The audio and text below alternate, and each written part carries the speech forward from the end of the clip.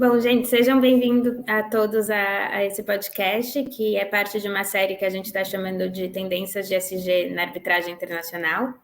Meu nome é Camila Simão, eu sou formada pela PUC São Paulo, eu fiz LLM na Universidade de Colômbia e agora eu trabalho na Filadélfia no escritório Polgas Goodhead, focando em contencioso e arbitragem.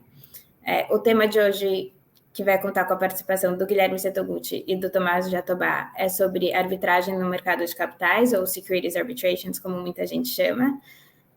Mas antes de apresentar os nossos palestrantes, eu queria primeiro agradecer ao canal Arbitragem, nas pessoas do Lauro e da Caroline, por ajudarem a gente com toda a organização desse evento. Queria agradecer também a Jéssica Pineda e a Camila Lang, que pensaram em toda essa série e nos convidaram para fazer parte dela. E, por fim, mas não menos importante, também quero agradecer aos nossos palestrantes. E aí, primeiro, a gente tem o Guilherme Setoguchi. Ele é sócio do Monteiro de Castro Setoguchi Advogados, professor do INSPER, mestre e doutor pela USP. Ele também é consultor da OCDE no projeto Private Enforcement of Shareholder Rights, a Comparison of Selected Jurisdictions and Policy Alternatives for Brazil. Depois a gente vai ter o Tomás Jatobá, que é sócio da área de Special Situations do Vinci Partners. Ele também é sócio cofundador da SPS Capital, que é uma gestora independente de Special Situations adquirida pela Vinci Partners, onde ele atua como head da área de investimentos jurídicos, incluindo Litigation Finance. Ele é formado pela USP também, e antes de fundar a SPS Capital, ele trabalhou por mais 7 anos como advogado interno no BTG, onde ele assumiu a posição de head de legal para operações de crédito.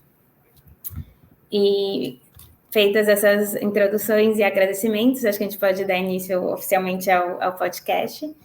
E o primeiro ponto que eu queria colocar aqui para a nossa discussão é sobre a evolução da arbitragem no mercado de capitais. A gente sabe que a arbitragem entre acionistas não é uma coisa nova, mas um fenômeno que a gente viu nos últimos anos, principalmente depois dos escândalos de corrupção, como Operação Lava Jato, Operação Carne Fraca, os desastres de Mariana e Brumadinho, foram arbitragens iniciadas por minoritários, seja contra a companhia, seja contra os controladores ou contra os seus administradores, por violações de deveres fiduciários, principalmente relacionados ao dever de informação. A maioria dessas arbitragens são confidenciais, mas olhando assim em notícias, em relatórios das próprias companhias e até em processos judiciais relacionados a essas arbitragens, a gente sabe que existem mais de 10 arbitragens hoje envolvendo Securities Arbitration. Então, eu queria colocar para os nossos palestrantes, e depois eu comento também, como vocês veem a evolução dessa arbitragem nesse contexto. Oi, Camila. Então, a gente combinou que eu começo aqui, né? Antes de começar, queria também registrar meu agradecimento ao escritório, né? A Camila, a outra Camila, né? Camila Lang e a Jéssica pelo convite, parabenizar vocês pelo projeto e parabenizar também o canal Arbitragem, que está sempre na vanguarda dos projetos envolvendo arbitragem. Muito bacana. Já participei de outros projetos com o Lauro e com a Carol. E então fico muito feliz de estar aqui, inclusive ao lado do Jatobá, que é um amigo e uma pessoa que eu admiro muito, né, já está nesse mercado e fazendo coisa interessante há muito tempo. Vamos lá, eu acho que um pouco da minha visão sobre arbitragem de mercado de capitais no Brasil, eu acho que eu queria começar falando que a gente tem que ter consciência que no Brasil a gente tem algumas peculiaridades quando a gente fala de arbitragem societária. Então, a gente fez uma escolha no passado, né, sobretudo no começo dos anos 2000, de submeter nossas disputas societárias à arbitragem, né, com a criação do novo mercado, a imposição da arbitragem ao nível 2 e ao novo mercado, nos segmentos de listagem da Bolsa, reforma da lei das SA, tentando deixar mais claro que os acionistas poderiam usar a arbitragem para resolver disputas societárias, e o próprio regulador estatal, CVM, incentivando o uso da arbitragem e atrelando a arbitragem a boas práticas de governança corporativa. Desde então, a arbitragem cresceu muito no Brasil e cresceu muito em razão também da arbitragem societária. Como lugar nenhum outro no mundo, ou poucos lugares talvez, aconteça dessa forma como a gente tem aqui no Brasil. E aí, mais recentemente, como você falou, né, Camila, sobretudo a partir dessas operações da Polícia Federal, do Ministério Público, acordos de leniência, que trouxeram à tona fraudes corporativas, a gente passou também a ter dois fenômenos, que são, acho que é bom a gente ter consciência que são coisas diferentes também. Uma coisa são arbitragens e ações indenizatórias contra acionista controlador, né, a famosa ação do artigo 246 da Lei das SA, e ações contra administradores, que também a também famosa ação do artigo 159 da Lei das SA. Essas são ações, entre aspas, individuais, por meio das quais o acionista age como substituto processual da companhia e pede uma indenização em favor da companhia. E no caso 246, tem o pagamento dos honorários advocatícios e do prêmio, que é o que motiva e justifica pessoas, né, endinheiradas como o Jatobá estarem nesse mercado, e com razão, porque a gente tem que ter esse mercado, né, e tem um prêmio ali, e tem que ter esses incentivos para que a gente tenha esse enforcement privado. O outro fenômeno é o das arbitragens coletivas ou multipartes, que são, no mais, assim, na maior parte delas, arbitragens ou ações civis públicas, né, ações judiciais, movidas contra a própria companhia, né, em que acionistas, investidores, alegam, sobretudo por questão de falta ou uma falha informacional, alegam que sofreram prejuízos, eles, né, um prejuízo direto ali, e aí propõem essas demandas contra as companhias. Então, eu acho que esses dois fenômenos, tanto as arbitragens 246 como as arbitragens coletivas, são mais recentes, e a gente pode identificar um movimento de evolução aqui do direito brasileiro como a isso. A gente sempre teve ações contra administradores, eram razoavelmente comuns, mas de uns anos a gente tinha poucas arbitragens ou ações de 246. E a gente passou a ter, sobretudo a partir desses casos. Então, tem casos famosos aí, né, Braskem e outros em andamento, e esses casos de arbitragens coletivas também, que seguiram essa mesma lógica que você colocou, né, Camila? Tanto por conta das operações e dessas fraudes corporativas, e também de desastres ambientais. Então, só para colocar o tema, eu vejo essa linha evolutiva de onde a gente estava 20 anos atrás, o que aconteceu de uns 7, 8, sei lá, anos para cá, e onde a gente está hoje. Mas queria ouvir aí o Jatobá também, que tem uma visão um pouco diferente da minha também. Não, tudo que você falou é extremamente correto, concordo, assino embaixo.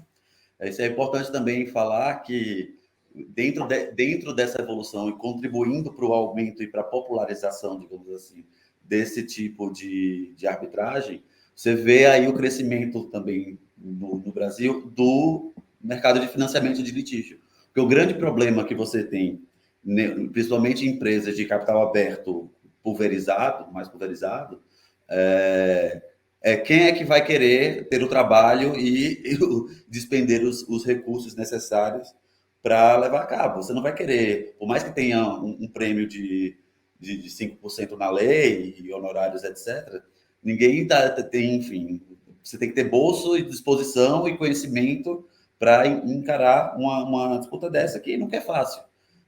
O litígio contra o controlador, principalmente aqui no Brasil, num país de cultura, de controle mesmo, de empresas de dono, né?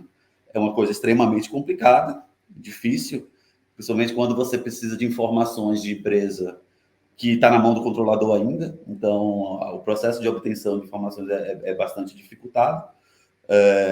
Então, você precisa ter, enfim, esses fundos, como é o caso da gente e outros diversos players que têm surgido aí nos últimos tempos, que enxerga nisso uma forma de ser um win-win. Você investe dinheiro e conhecimento numa causa que você julga que tem chances de êxito, e com isso você ainda ajuda na moralização do mercado de capitais brasileiro, porque sem que tenha, quando o controlador sempre acha que não vai ter nenhum minoritário que vai processar, seja ele, seja a companhia, ou que ninguém vai querer gastar esse dinheiro, fica muito mais fácil com uma posição muito mais cômoda. Então, a existência dessas arbitragens e a existência de players que possam financiar são fundamentais para que você gere um aumento da accountability. E isso vale tanto para as arbitragens contra o controlador, no caso do 246, quanto a essas arbitragens coletivas que o Setoguchi mencionou, que são, enfim, grandes casos que estão aí na mídia, que é basicamente IRB, Vale e Petro, né? Petrobras, e que mencionam justamente que buscam ressarcimento pelas perdas do próprio acionista contra a companhia por falha de informação, cada um no seu caso distinto. Bom, muito obrigada pelos comentários. O Guilherme traçou aqui uma linha evolutiva de como essa arbitragem no mercado de capitais foi se desenvolvendo até agora, e o Tomás acho que tratou de um dos motores fundamentais de como ela vai continuar a se desenvolver. Eu vou complementar aqui, assim, só, acho que então, já que a gente olhou para o passado, agora olhando um pouco para o futuro, alguns dos outros obstáculos que eu acho que o Brasil vai ter que endereçar para que esse tipo de arbitragem continue evoluindo. O primeiro que o Tomás já falou, acho que diz respeito, né, às custas da arbitragem, ainda que a arbitragem na B3, as custas sejam mais razoáveis, para um investidor, seja pessoa física, mesmo para um investidor institucional grande, ele não vai querer gastar muito dinheiro com um único caso. Então, a presença de fundos que financiam esses casos é extremamente importante. Uma coisa que acho que vai ter um desenvolvimento orgânico também é o desenvolvimento de mais jurisprudência, que ainda é bem escassa, seja na responsabilização dos controladores, seja na responsabilização das próprias companhias, e isso também dificulta, né, as estratégias nessas arbitragens. Eu acho que a interpretação das cláusulas arbitrais nesses casos ainda também precisa ser mais uniforme. A gente viu, principalmente no caso da Petrobras, o juiz, ela foi analisada em Nova York pelo juiz Jed Rakoff, e ele entendeu que todos os acionistas que tinham comprado ações aqui no Brasil estavam vinculados a essa cláusula, mas a gente olhar para interpretações do judiciário aqui, existem várias decisões do TRF4 entendendo que essa cláusula no Estatuto Social seria uma cláusula de adesão e, portanto, não seria válida sem todos os requisitos do artigo 4º da lei de arbitragem. E a gente ainda tem uma decisão na Holanda, que por um erro de tradução entendeu que a cláusula também não se aplicaria. Então, acho que isso ainda precisa ser uniformizado. Um outro ponto importante, e acho que eu também queria ouvir depois de vocês mais até na segunda parte da discussão, eventualmente uma reforma no regulamento de arbitragem da Câmara do Mercado da B3, para lidar melhor, principalmente com o segundo fenômeno que o Guilherme falou, das arbitragens multiparte, das arbitragens coletivas. Eu acho que muitas dessas arbitragens, ela tem muitas impugnações à jurisdição mesmo, problemas processuais no começo da arbitragem, antes do termo de arbitragem ser assinado, seja para comprovar a condição de acionistas, e como elas envolvem centenas de investidores ao redor do mundo, elas acabam ficando sujeitas ao prazo padrão da B3, que é de 5 dias, quando não tem mais nada no regulamento. Isso, obviamente, acaba sendo um pouco apertado para todos esses acionistas. Então, eu acho que questões relacionadas à arbitragem multiparte, também à arbitragem coletiva, que tem inúmeros outros problemas, acho que precisam ser regulamentados para que elas possam ser efetivas e evoluírem bem. Bom, tem mais algumas questões, mas acho que eu vou deixar, até por questão do tempo, para o nosso segundo ponto, que é focando mais, então, no direito material. Então, eu vou colocar aqui também primeiro para o Guilherme, depois para o Tomás. Quais são os desafios que vocês veem para a proteção do direito dos investidores aqui no Brasil e consequentemente, também para a responsabilização, seja dos controladores e administradores, seja da própria companhia?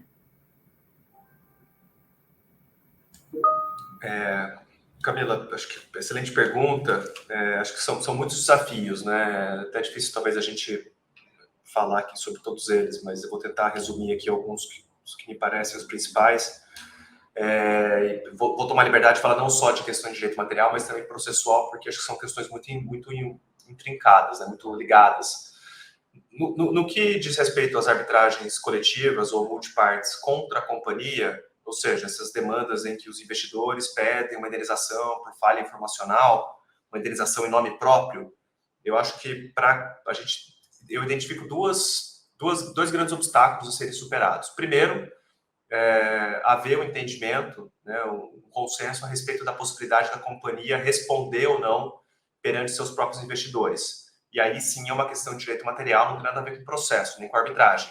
Tem todo um debate aqui no direito societário brasileiro sobre a possibilidade da companhia responder perante seus próprios investidores. Por um lado, tem aqueles que defendem que é possível e outros que defendem que não, que no caso de um ilícito, o acionista tem que ajuizar uma demanda contra o controlador ou contra o administrador, e esse controlador ou esse administrador vão reparar o patrimônio da companhia e o acionista vai ser indiretamente indenizado, né?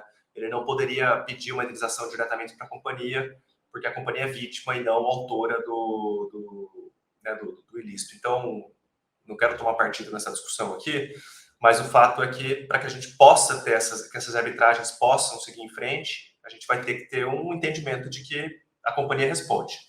Tá? E a gente não tem isso hoje de maneira muito clara. Já teve pelo menos eu sei, de uma sentença, né, no caso da Petrobras, isso se tornou pública, em que o Tribunal Arbitral entendeu que poderia sim, mas essa sentença foi uma sentença parcial, objeto de uma ação anulatória, foi suspensa, né, essa sentença, e eu não acompanhei mais, mas não sei dos demais casos como é que está isso.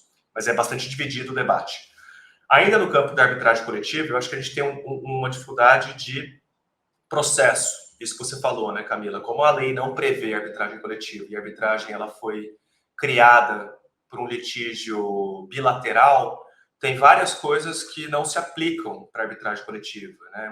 Tem lá uma associação ou milhares de pessoas no polo ativo, e a gente precisa ter regras, tanto na minha visão, tanto dos regulamentos, como também eu acho que a gente precisaria ter algumas alterações legais para que a gente pudesse deixar essas arbitragens melhores, digamos assim. Eu não acho que a gente precisa de alteração legal para o cabimento da arbitragem. Eu estou plenamente convencido de que cabe no Brasil, só que na prática, a gente vê essas arbitragens que não andam, porque o regulamento não está pronto para elas, a lei não está pronta para elas, então a gente precisaria corrigir uma série de coisas, como intervenção de terceiros, custeio do processo, formação do tribunal arbitral, que é um grande problema nessas arbitragens. A gente fica 1, 2, 3 anos, não consegue ter tribunal formado, porque tem uma cultura aqui no Brasil também de impugnação e de guerrilha, então essas arbitragens acabam não andando, né?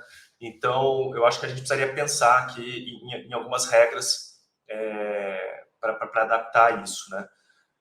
E aí tem, no âmbito das ações do 246, tem uma série de coisas que a gente precisaria mudar, e sobretudo depois de um recente julgamento do STJ, né, que é um caso famoso também, o conflito de competência envolvendo duas arbitragens, falo isso porque é público também, duas arbitragens no caso JBS, em que o STJ, data massíssima vênia, praticamente desconsiderou a lei brasileira e acabou com, se prevalecer esse entendimento, eu espero que não prevaleça, porque esse caso tinha peculiaridades fáticas muito específicas, mas se prevalecer esses entendimentos, a gente praticamente não vai ter mais esse mercado de 246 no Brasil, porque esse julgado, a gente pode falar mais sobre ele acabou com a estrutura de incentivos, né, que é de você premiar o acionista a tomar a iniciativa e defender a companhia e afastar a demanda do controle, né, da influência do controlador. Então, esse julgado, ao entender que era necessário, a gente pode falar mais sobre ele, mas ao entender que é necessário uma prévia deliberação para a ação do 246 e que a companhia pode, uma vez proposta a arbitragem ou a ação pelo minoritário, ela pode, quando bem entender, tomar as rédeas desse processo e falar, olha, muito obrigado, agora eu que toco daqui para frente, eu vou ter minha própria arbitragem, e o minoritário dá um tapinha nas costas, fala muito obrigado, né, volta lá, senta no banco de novo, a gente vai acabar com essas demandas, né? Mas, enfim, eu me alonguei demais. Só alguns pontos aqui que a gente pode também aprofundar mais. Não, tranquilo. Vamos lá, desafios, enfim, são inúmeros nas coletivas, como o Setoguchi falou, além da questão enfim, sobre se pode responsabilizar ou não pode, que já é uma dificuldade em si, né, porque o sistema brasileiro ele não prevê expressamente, você teria que ir pelo dano do Código Civil. Você tem essa questão, vamos lembrar que nem judicialmente a ação coletiva no Brasil é fácil. Você não tem mecanismos como você tem nos Estados Unidos ou na Inglaterra, que enfim, organizam e preveem como, enfim, de uma forma mais célere e eficiente a tutela de direitos uniformes de vários reclamantes. Né? E aí você começa a se deparar com um monte de questão prática, como, assim, para mim, principalmente nas coletivas, o maior desafio é a formação do tribunal, como mencionou, porque demora muito, porque como é que você vai arranjar gente que não tem conflito numa arbitragem que você tem o mercado financeiro inteiro do Brasil envolvido? Você vai ver os reclamantes dessas arbitragens, você tem todas as gestoras de equities do Brasil. Então, é muito complicado. Então, você termina... isso termina sendo cômodo também para o requerido, né, para a empresa, porque ela começa a impugnar, vai adiando, ela tem enfim, geralmente tem o bolso mais fundo e está disposta a gastar com isso, e vai barrigando o processo, tentando vencer pelo cansaço e desincentivar que as pessoas investam tempo e dinheiro nisso, porque o retorno vai ficar num horizonte muito, muito longo. E aí, entrando também nessa questão do 246, eu acho que uma coisa que é extremamente prejudicial, e eu sei que, enfim, inclusive no relatório da OCDE, que o Setoguchi ajudou a elaborar, isso é mencionado, é a questão que você tem arbitragens aqui envolvendo mercado de capitais, elas correm em sigilo. É completamente contraproducente para o mercado de capitais. Você está falando de fraudes corporativas, você está falando de corrupção, que interessa a todo o universo de acionistas, e porque só os acionistas que estão no processo têm direito a ter conhecimento do que está sendo investigado, do que está sendo averiguado, do que está sendo, enfim, dos fatos que estão sendo envolvidos. Então, fica muito mais cômodo para o controlador, quando está debaixo dos panos, ficar fazendo chicanas diversas, porque você ainda tem a questão a companhia nessa arbitragem. Ela está lá numa posição em que ela é a requerente, né, mas por substituição processual, então, e ela ao mesmo tempo é mandada pelo controlador. Então você abre margem para que todo tipo de enfim, artifícios sejam feitos sem que o público tome conhecimento. Porque é óbvio ululante, e aí já entrando no caso da JBS, que é um caso de um fundo nosso, aqui da casa, em que você tem claramente um alinhamento entre os advogados da companhia e o advogado do controlador, e que, nesse caso, por um próprio pedido da companhia, que em tese, assim, não faz o menor cabimento, requereu a extinção do processo iniciado pelo minoritário, porque a própria companhia entrou. Mas quais as chances de uma empresa controlada mover um processo de forma isenta contra o seu próprio controlador? Então, essa decisão do STJ ela é errada em assim, muitos níveis. Ao jogar uma parte de cal no 246, porque inventou um requisito de deliberação prévia e de inércia da companhia que não existe na lei, colocou, basicamente, diz que qualquer um que entrar pode ter gasto dinheiro à toa se a empresa resolver mover um processo por si só, e ainda por cima, dado que já havia sentença parcial reconhecendo a capacidade postulatória dos minoritários e enfim, a legitimidade ativa e N outros fatores, em sede de conflito de competência, o STJ anulou uma ação que já estava transitada em julgado, já tinha passado o prazo de anulatória. Então, no conflito de competência, que é controverso se sequer deveria ter sido apreciado pelo STJ, que está falando de dois tribunais da mesma Câmara, você anula a coisa, você anulou uma sentença que estava transitada em julgado. Então, eu acho que um dos grandes desafios da arbitragem societária atualmente é a gente tentar reverter esse precedente. Agora está em embargos e vamos esperar aí que o STJ e os tribunais superiores coloquem a mão na consciência e percebam o quão absurdo é isso. Bom, acho que eu vou ecoar um pouco os desafios que vocês dois já mencionaram aqui, porque eu estou de acordo com eles. Com relação à necessidade, né, de maior regulamentação, eu acho que a B3 até ela está fazendo um trabalho em melhorar, assim, ela agora publica estatísticas, ela está publicando emendas das decisões, que eu acho que é bastante importante, ela tem contratado pessoas excelentes para conduzir esses casos, mas, por enquanto, eu acho que todos esses desafios continuam, né, sendo bem relevantes, até porque o regulamento de arbitragem deles é de 2010, quando acho que nem se imaginavam muito esses tipos de conflitos, e na época a média de casos da B3 eram 8 arbitragens, agora isso mudou muito, e eu acho que eles vão ter que ser rápidos, assim, em ir desenvolvendo o regulamento e mais estratégias para lidar com a quantidade de casos e novos desafios que esses casos trouxeram. E aí, com relação ao problema da confidencialidade que o Tomás mencionou, eu concordo. Eu acho que a publicação de emendas é um passo na direção certa. Agora a gente também tem a resolução da CVM instruindo, né, as companhias a divulgarem um pouco mais de informação sobre isso, mas fato é que as informações continuam na mão das companhias. A Viviane Muller Prado ela até fez uma pesquisa, acho que no ano passado, e olhando para vários casos, e a conclusão é de que não existe um padrão uniforme de como as companhias divulgam essas informações, então acaba ficando a critério delas o que e quanto elas querem revelar. Antes eu trabalhava no escritório Finkelstein Advogados, que a gente tinha algumas dessas arbitragens, e a gente via, assim, que realmente ficava completamente a critério das companhias e não acho que isso era benéfico para o mercado.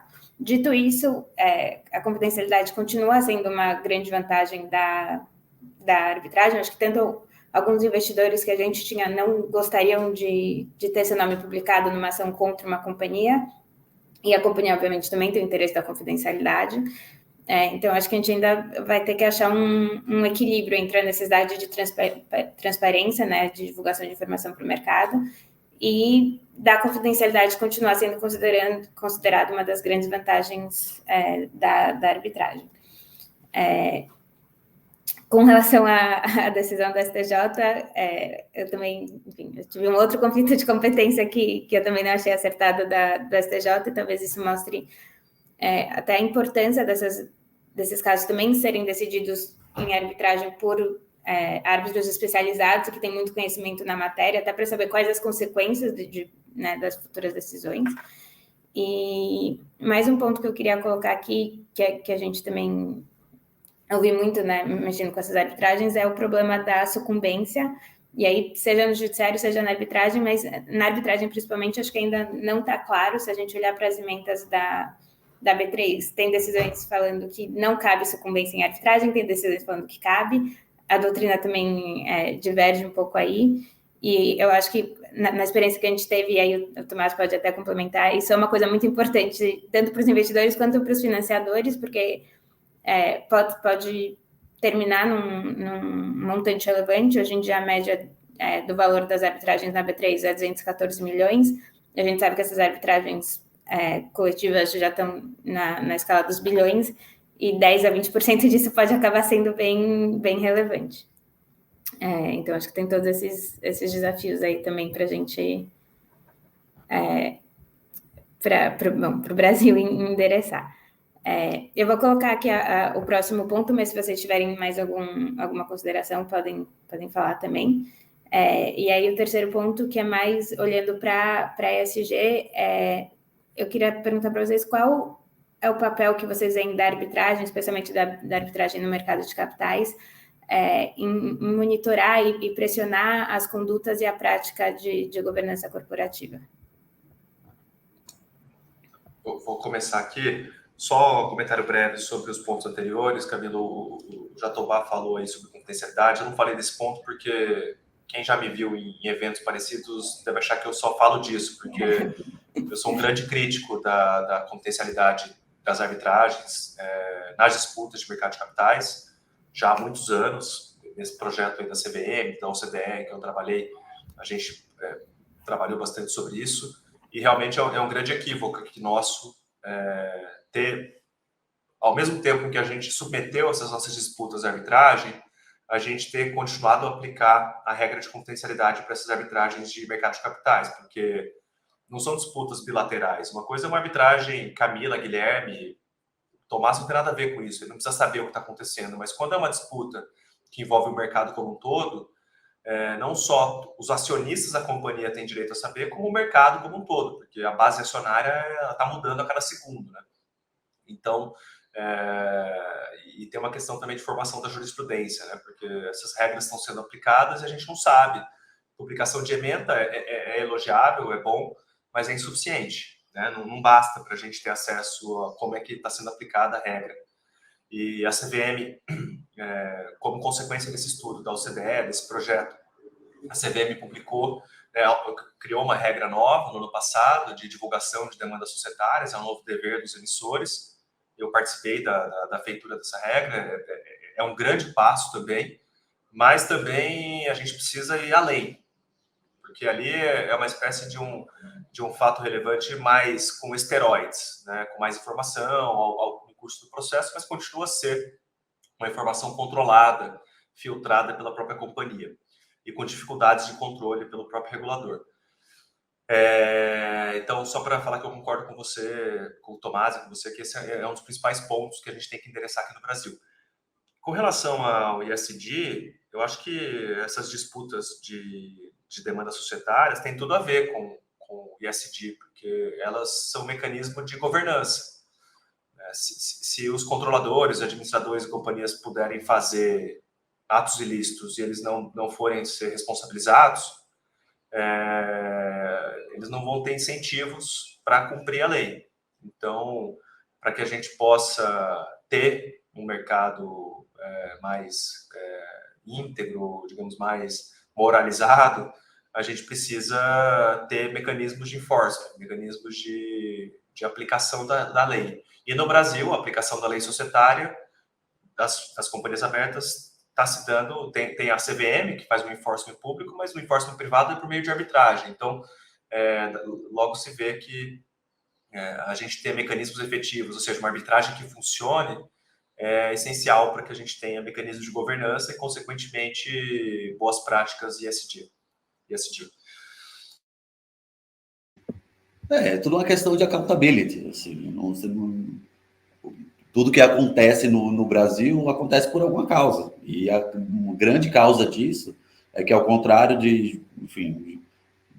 mundo desenvolvido, aqui os controladores eles sempre terminam saindo por algum artifício, ou seja talvez nem sejam processados, porque você tem a dificuldade na obtenção de provas.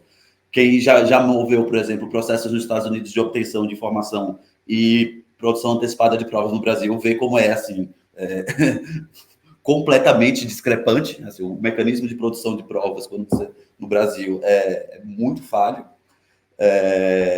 Tanto quanto, por exemplo, teve o caso lá clássico do 246 da PetroKiss, que ele chegou no final, quando estava para perder, uma empresa incorpora outra e pronto, extinguiu e a indenização deixou de existir. Meio surreal, né?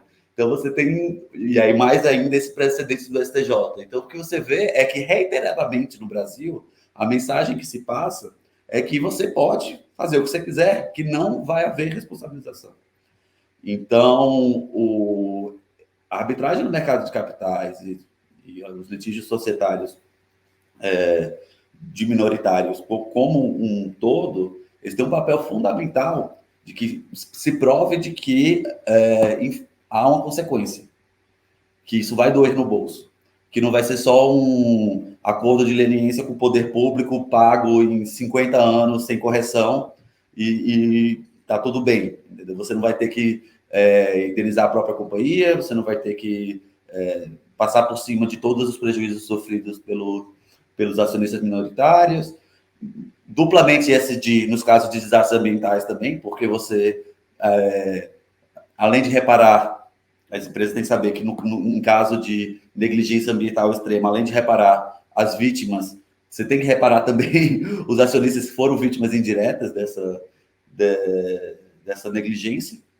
Então, eu vejo como fundamental o fortalecimento dos mecanismos de controle minoritário e de responsabilização, tanto da companhia quanto do controlador, como forma de você ter aí as companhias mais temerosas das consequências e, portanto, mais cuidadosas com tudo que praticam.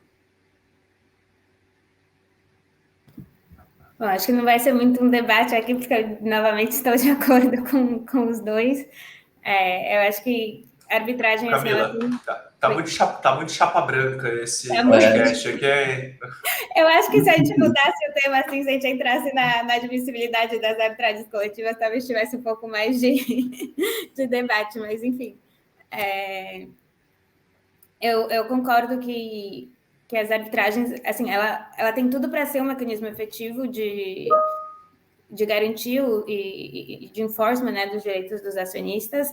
Ela tem toda a flexibilidade para que as partes possam moldar todo o conflito e todas as peculiaridades, como o Guilherme falou, dessas disputas da melhor forma possível, de você submetê-la a árbitros especializados, mas ela ainda tem muitos desafios, alguns dos quais a gente mencionou aqui, para superar, para que ela possa ser um mecanismo efetivo.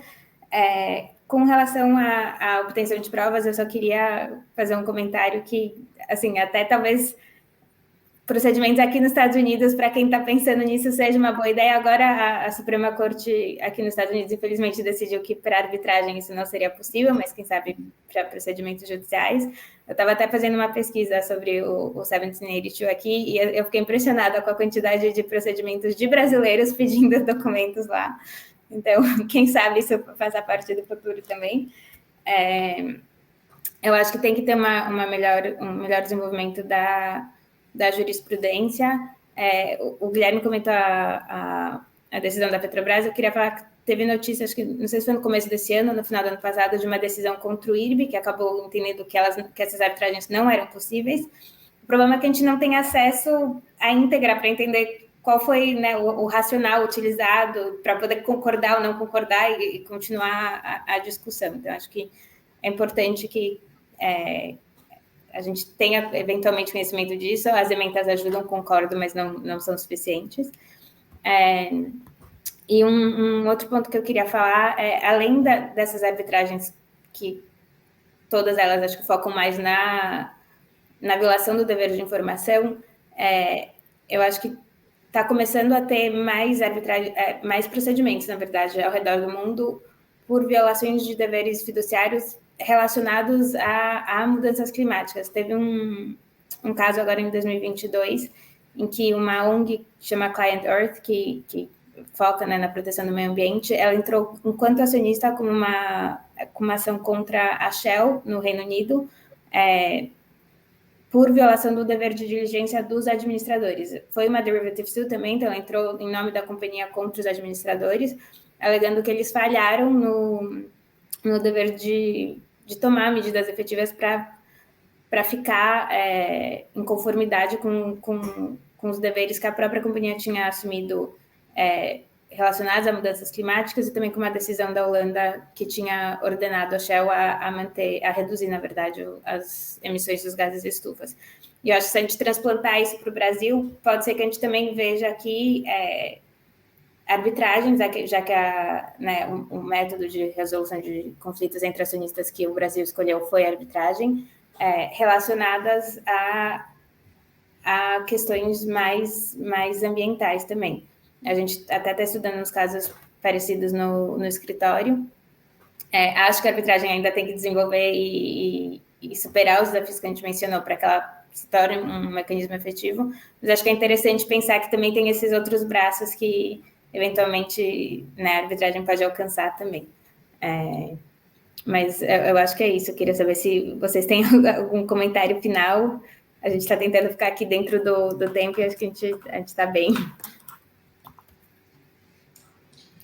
Vai lá, Jatobá, quer comentar primeiro? Não, pode ser. Não, eu acho que é o futuro, tá? Os litígios climáticos como um todo já são a realidade. Você tem casos aí de responsabilização de termoelétricas pelo derretimento do gelo nos Andes, que é contra uma empresa alemã, que inclusive, que está trazendo os holofotes. E isso termina também se refletindo no direito societário quando você tenta responsabilizar a diretoria ou enfim, os administradores como um todo, por sua negligência nos aspectos enfim, ambientais como um todo. Eu acho louvável, eu só acho que aqui no Brasil a gente está a gente tem milhões de problemas antes de chegar nisso, mas é um ótimo, porque dá uma esperança, porque você vê que, enfim, normal, né? O movimento está começando, principalmente na Europa, e espero que aqui isso termine sendo transplantado para o Brasil, até pelas próprias empresas multinacionais, né? Para não eles pararem de terem double standards. Não é à toa que às vezes acontecem os desastres aqui no Brasil, mas não acontece na Europa, porque justamente você tem uma falta aí de transplantar o mesmo dever de cuidado para todos os lugares em que atua. Não, acho que tem poucas considerações finais aqui, Camilo. Acho que quando a gente fala de arbitragem, dessas disputas envolvendo questões ambientais, acho que é isso que o Jatobá falou, né? É uma tendência mundial. Resta saber como é que a gente vai transplantar isso aqui para o Brasil. Mas não há dúvida de que vai chegar de uma forma ou de outra. Já chegou, né? Assim, de uma maneira um pouco mais incipiente, mas a gente já tem algumas questões assim. Mas eu acho que sim, a gente vai ver nos próximos anos um grande aumento. Depois, talvez esse pêndulo ele se ajuste, né? Às vezes tem excessos e aí volta para o meio e tal. Mas, sem dúvida nenhuma, a gente vai ter um incremento, na minha visão. E a arbitragem societária, ou securities, né, de mercado de capitais aqui no Brasil, é isso. A gente tem vários desafios a serem superados. Espero que a gente consiga caminhar para frente e não retroceder. Porque, às vezes, aqui no Brasil, o risco é grande. Né? Às vezes o risco, né, não é nem só ficar no mesmo lugar onde você está, mas o problema é retroceder. Como aconteceu, por exemplo, com essa decisão do caso JBS, ou outras decisões que a gente poderia citar aqui também, mas essa realmente é bastante preocupante. Eu acho que o trabalho agora, seja da comunidade arbitral, seja da societária, até dos fundos, né, que estão financiando esses litígios, é de garantir assim, todos esses desafios sejam enfrentados da maneira correta para que, como o Tomás falou, a gente possa hold quem tem que ser held accountable, né, accountable, e para que a gente possa ter esses processos não só fora do Brasil, mas também aqui, e o Brasil seja considerado um fórum efetivo para você proteger seja o direito dos investidores, seja da comunidade como um todo. Então, acho que a gente pode finalizar o podcast. Eu queria agradecer muito ao Guilherme e ao Tomás por compartilharem sua experiência e suas opiniões aqui com a gente. Acho que tem muita coisa ainda que pode surgir desse podcast para ser debatido e, né, muitas questões para a gente pensar também. Muito obrigado, Camila. Foi um prazer. Obrigado, Camila. Obrigado a todos. Foi um prazer estar aqui.